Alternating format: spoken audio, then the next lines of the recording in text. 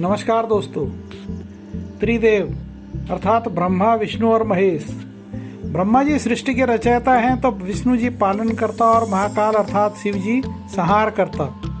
तीनों देवों के गुण अलग अलग जरूर हैं, लेकिन तीनों देव एक दूसरे के पूरक हैं, क्योंकि सृष्टि का निर्माण करके यदि बिना पालनकर्ता के छोड़ दिया जाता तो हम और आप कल्पना भी नहीं करते कि क्या होता।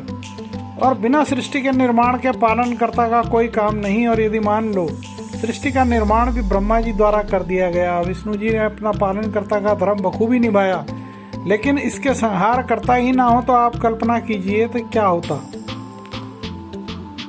एक बार यही विषय ऋषियों के समूह में भी चर्चा का विषय बना हुआ था, केंद्र बना हुआ था कि इन तीनों देवों में सर्वश्रेष्ठ कौन है। कोई ब्रह्मा जी को सर्वश्रेष्ठ बताता, कोई विष्णु जी को, तो कोई महेश जी को।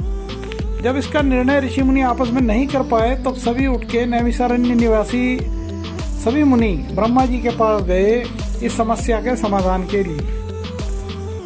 उन्होंने वहां पर देखा कि परमपिता ब्रह्मा जी कह रहे होते हैं कि उन भगवान को अनंत नमस्कार है जिनका कहीं अंत नहीं मिलता तथा जो सबके महान ईश्वर हैं। उन महान शंकर जी को भी नमस्कार है, यह दोनों देवता सदैव मुझ पर अपनी कृपा दृष्टि बनाए रखें।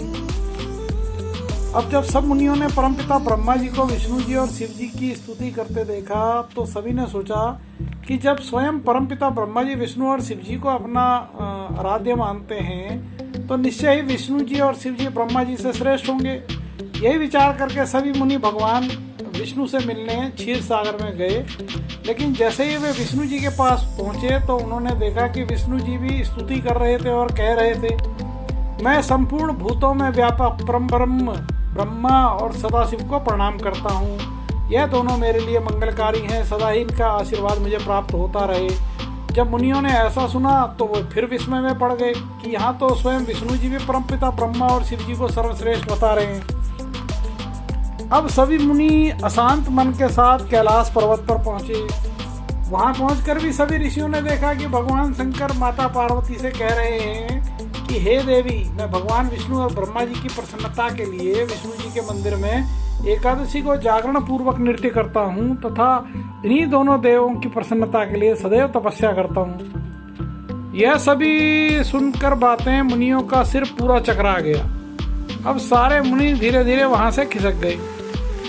आश्रम पहुंचकर आपस में वे बातें करने लगे कि जब तीनों देव ही एक दूसरे से पार नहीं पाते, उनके द्वारा उत्पन्न किए हुए महर्षियों की संतान परंपरा में जन्म लेने वाले हम लोगों की क्या मजाल है जब इन तीनों देवों से किसी एक को उत्तम, मध्यम या अधम बताएं।